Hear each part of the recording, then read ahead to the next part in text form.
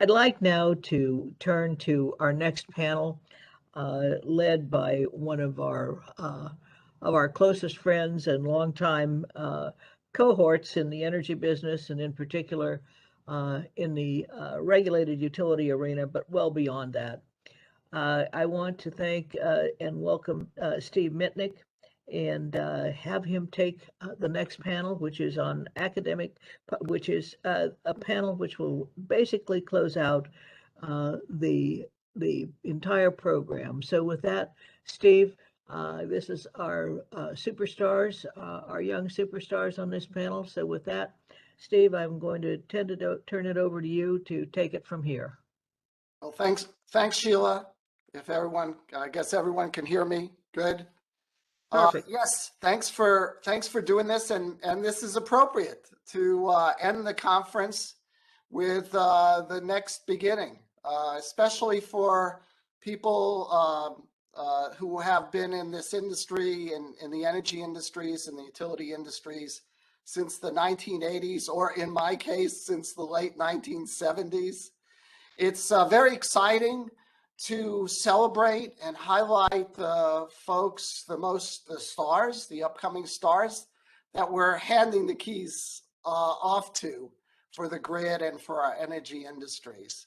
And so at Public Utilities Fortnightly, one of our favorite things is once a year, we get folks to tell us who are their upcoming stars. And for this session, we picked 3 that are particularly involved in energy technologies and applying them in new and innovative ways. So maybe I can introduce the panel, if we can be joined by Damei Jack from Con Edison. She's section manager for energy efficiency and demand management. Damei, are you with us? Hi, Steve. Yes. Hey, how you doing? Good. How are you? You can tell she's a lot younger than me. And then we have from the New York Power Authority, the Senior Director for Digital Innovation and Transformation Office. We'll find out what that is. Ali Mohammed. Ali, are you with us as well? Hey. Wow. Okay, we got a lot of talent coming on here. And then good. Thanks for joining us, Ali. And then from the Center for Energy Innovation, our Electric Power Research Institute, the Senior Director for DER Integration. So we have Ben York. Ben, are you with us as well? There we go. There we go. Great. Can you see me? All right. Yeah, that's great. Okay, so we want to move fast here. We want to get into what you all are doing. You're only, I don't know, maybe you're just out of high school. You look pretty young to me, but you've accomplished so much already. So maybe we could start with Damei. You have a really big job at Con Ed, and it's having a huge impact on the energy economy of the New York City area. Can you tell us what your job is at Con Ed and how you got there? Sure. So currently my job is section manager for what we call non-pipeline solutions at Con Edison. And what it really is us looking more at utilizing and engaging our customers and using more alternative technology, energy efficient technology, to try to avoid the build of infrastructure. Right now, non-pipes is really focused on the gas end, avoiding the build of gas infrastructure. I was fortunate enough to also be on the electric side, where we would avoid, infrastructure builds where possible on the electric side. So also getting our customers in our service territory to adopt different innovative technology, and that includes many things in terms of engaging our regulators, engaging our customers to understand what those technologies are, working with our engineers that are out in the field that are building the infrastructure and understand what the issues are, and then ultimately working with our partners in the industry, right? Because they're the ones that bring the technologies forward. We talk about different business models and how we can push those ideas forward. And I guess it's all under this umbrella we call this reforming the energy vision. We're trying to, adhere to many different goals, greenhouse gas emissions. So a lot of the work that I do, my team does, is really geared towards that effort. Yeah, well, we're going to ask you more. You're being, I know, a little modest because these are billion-dollar plus things that you're having an impact on. But hold that for a second because we want to hear about Ali, and you're, I guess, the center of a lot of tremendous innovation at the New York Power Authority. And tell us what your job is. You must have I don't know what your typical day's like, but you probably have 6 ideas a day. Oh, are you on mute? We'll have to have you. Still muted. How's that? Or we'll go to Ben while you figure that out. Okay, Ali, work on that for a second. Let's go to Ben. Ben, you're in the center of a lot of tremendous invention and innovation at the Electric Power Research Institute on a really important area of integrating DER. Can you tell us what your job is and maybe what a typical day is like at EPRI? No, absolutely. So I actually manage an area in our DER integration team called Strategic Projects, which, if you guys are familiar with EPRI, a lot of our model is actually working collectively with a number of utilities all at once, kind of working on like large scale projects. Kind of my team tends to look at, okay, we sort of develop the technologies broadly, and then it all boils down to applying them at a specific utility in a specific point in time. And so my team actually looks for opportunities to work with our utility members kind of one-on-one, whether it's demonstrating a new technology or bringing something into one of our laboratories or actually studying something, particular technology or an issue. So sort of taking that sort of broader lens of EPRI and really focusing it down on whether it's demonstrating a new inverter technology in Arizona, or it's working in New York on electric vehicle integration, or it's going out to Tokyo or Singapore and working on microgrids,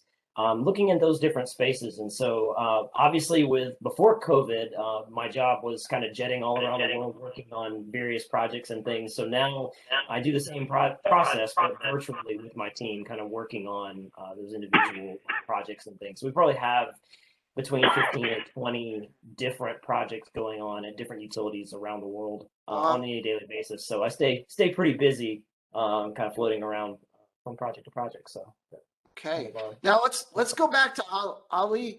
You're probably now fully connected, and actually that's one of the things you work on is interconnection and networks. So Ali, what's your job?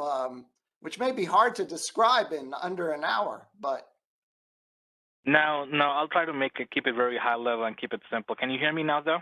yes. Okay, great. I had to call in the old school type, call in from my phone. But no, I'm actually a senior director of Digital Innovation and Transformation Office, and it's a long title. But I oversee 4 focal areas from an innovation standpoint. One is the Agile Lab, which is the Advanced Grid Innovation Lab for Energy, that we are in partnership with EPRI, have been working on building the digital twins for our electric, the transmission grid in New York, as well as now adding on the offshore wind models as well to perform advanced analytics, AI/ML capabilities, and real-time understanding of how the grid would react. The other focal area is R&D across the organization. The third piece is the Digital Transformation Office and the Digital Worker Program. So NYPA has been, embarked on this ambitious journey of becoming that first end-to-end digital utility back in 2014, 2015, and I'm fortunate enough to actually lead the strategy and the deployment of all the initiatives digitally, from a technology standpoint at NYPA now. Yeah, good.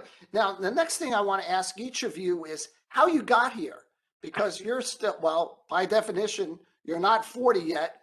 That was a long time ago. I can't even remember my 40th birthday. It was so long ago. But how did you get to this pretty big position of authority at such a young age. Damei, you go first. Okay, so I would say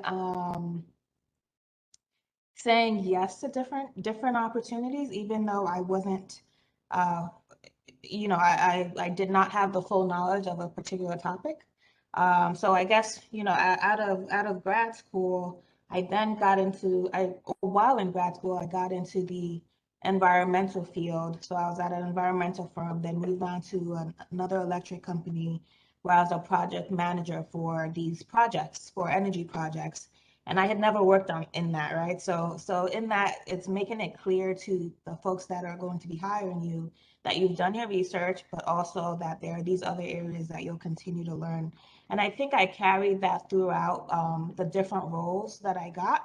And it's really a matter of embracing the change. I think throughout my career, it's been a lot of change. There's a lot of change and things that we have to react to because of the industry that we're in right now, right? And it's really about, making sure that you do your own research. Um, you acknowledge the areas in which you need support and you need help. And then you also try to find different solutions that you can possibly bring to different stakeholders. So I would say, throughout my career, I've been given many different opportunities, and which I'm very grateful for.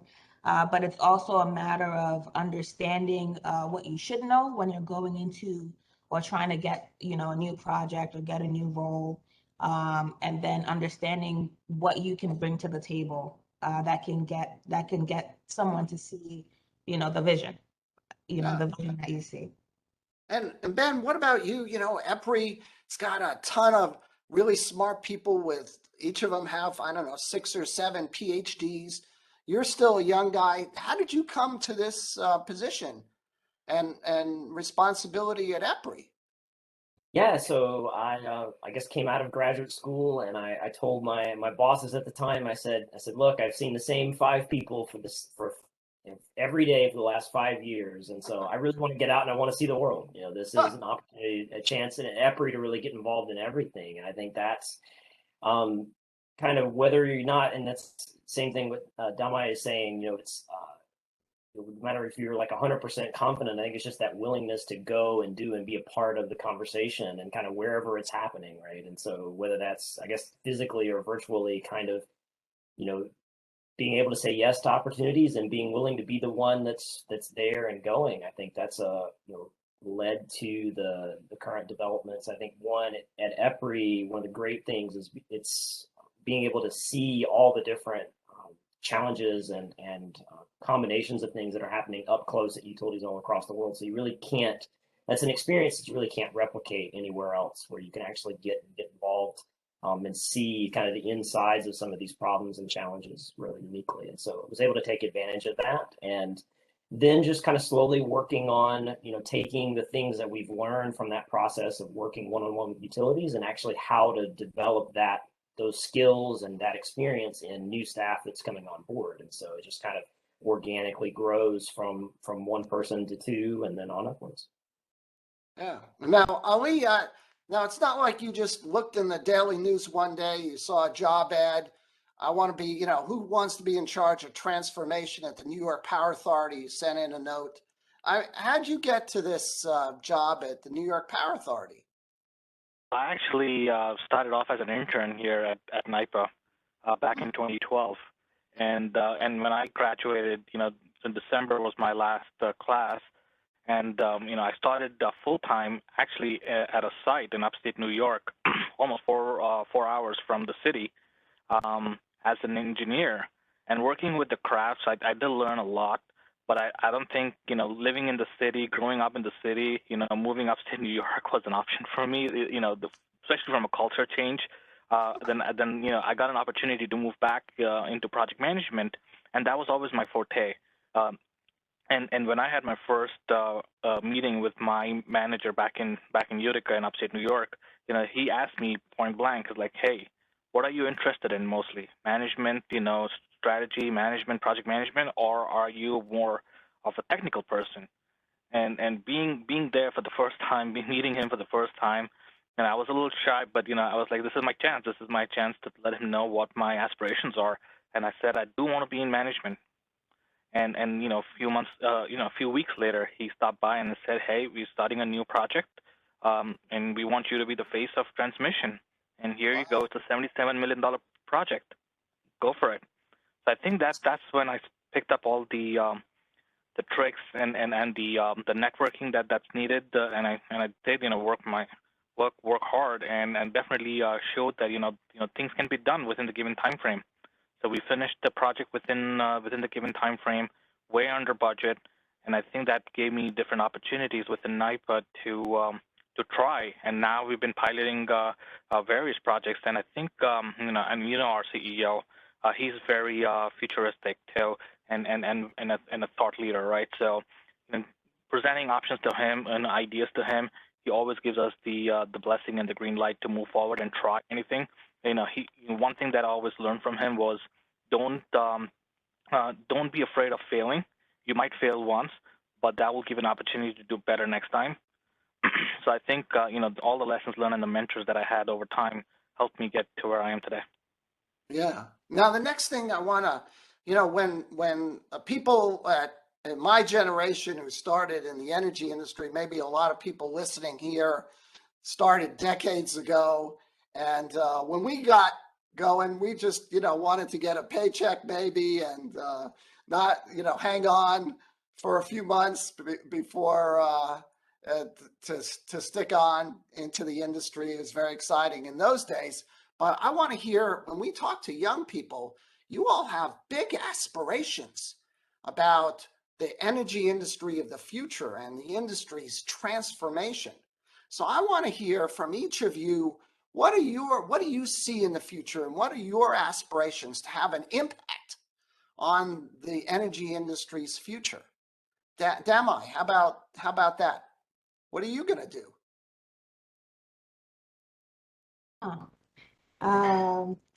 Impact on the energy industry. So I think the current role I'm sitting right now, I think we're very much in the weeds of the CLCPA, the climate leadership goals.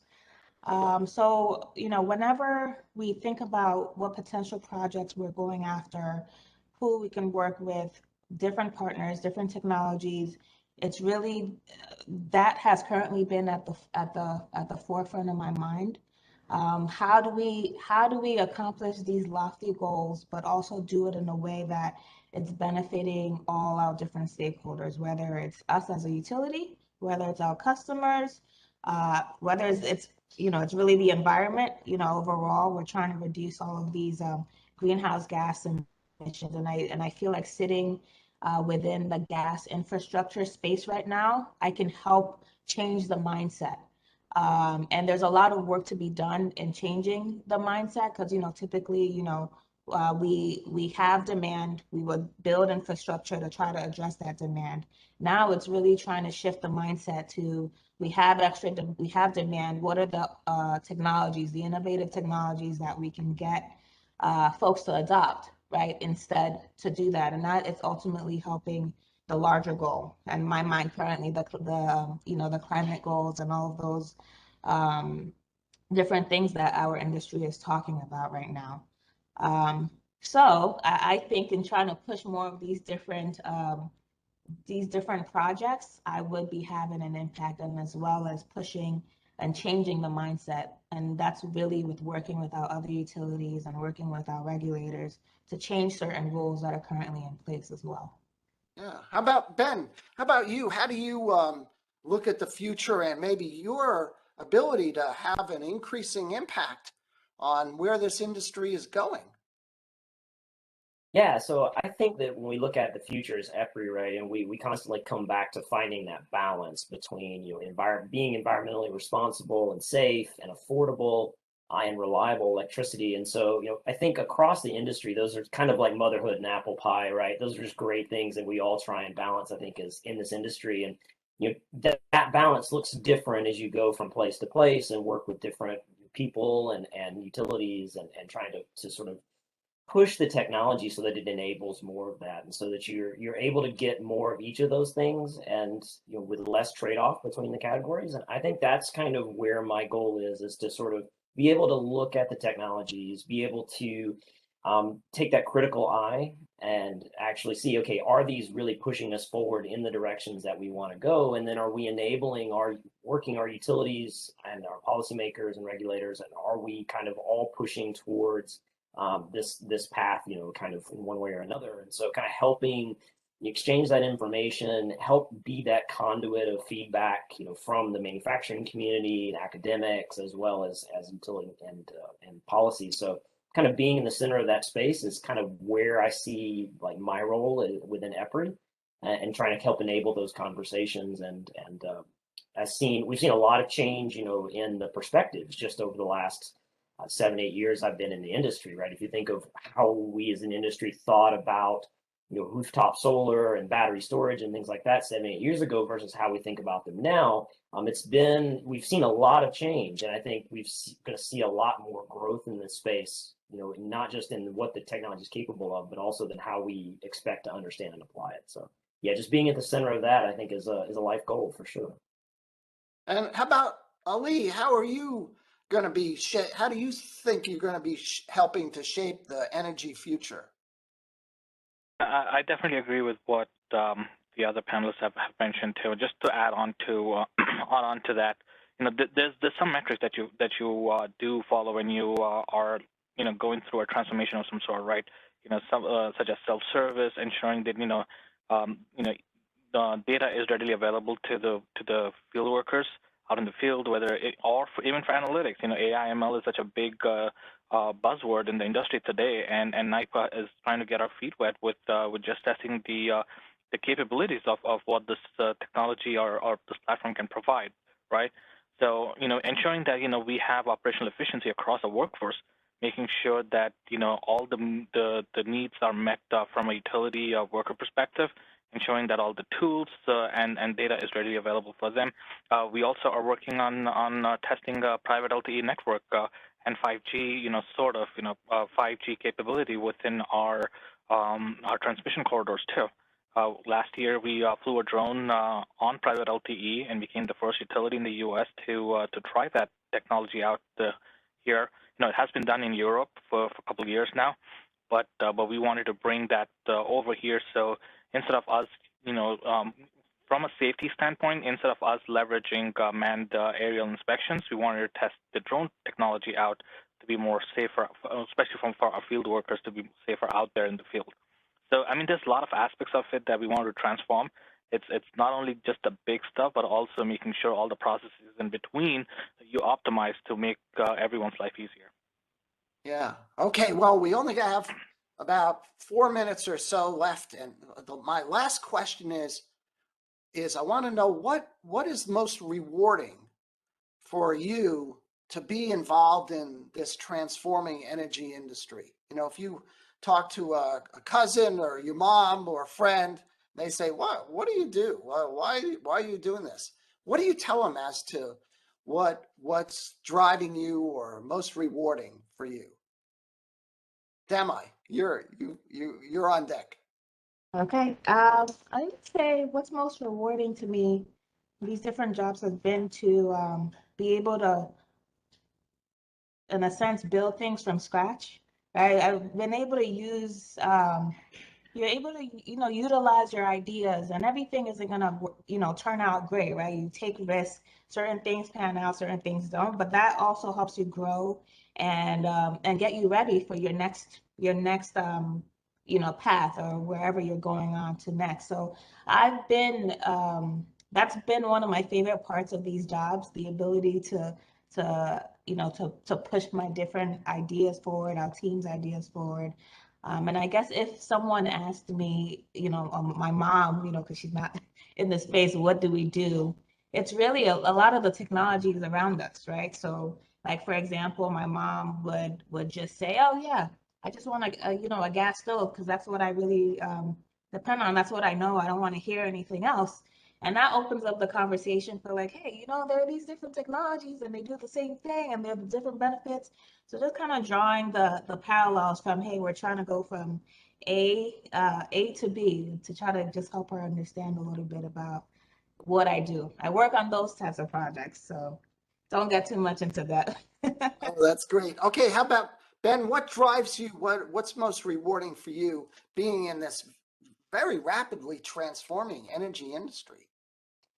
That's right. I think for me, it actually the focus is the people. I think honestly, seeing all this advanced technology and really how it fits in the cultural context that's going on globally. And I think as we go with work with different utilities in different regions of the U.S. as well as internationally, kind of seeing how the technology and the changes affect them and help them work through the strategies that are going to make sense for them, you know, in order to better serve their customers. And so whether that's you making a decision to do microgrids and kind of offline resiliency, actually work with you better incorporating solar and storage, and so figuring out where the drivers are societally and figure out what are the technology pathways that help enable those particular societal goals and help the technology better fit into their the way they want to live their lives. And I think that's, to me, when you're able to make that connection, we're able to understand the technology and then make it fit into the space that it needs to fit into societally, I think is extremely rewarding. Great. Okay, Ali, you have the last word. What drives you? What's most rewarding when your mom asks, what is this digital transformation thing? Private LTE networks. She's probably looking at you funny. How would you respond? So I think, just add on to what Ben had just said, people for sure.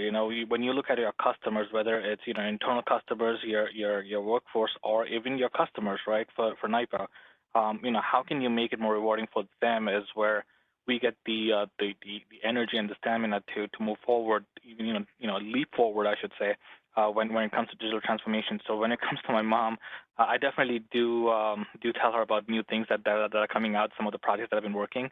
And my dad was, he was an electrical engineer, and he was a strategic thinker and a visionary as well. So I used to share my ideas with him, and we used to bounce off of discussions and debate about, what technology would fit better in different scenarios. So I think, getting that background from him and from my mom is definitely helping me today in shaping up the energy industry and getting ready for the future. Oh, that's great. Okay, well, I think we're going to be kicked off the stage in favor. I think Vicky Bailey or Sheila Hollis, they're going to come on and wind us up.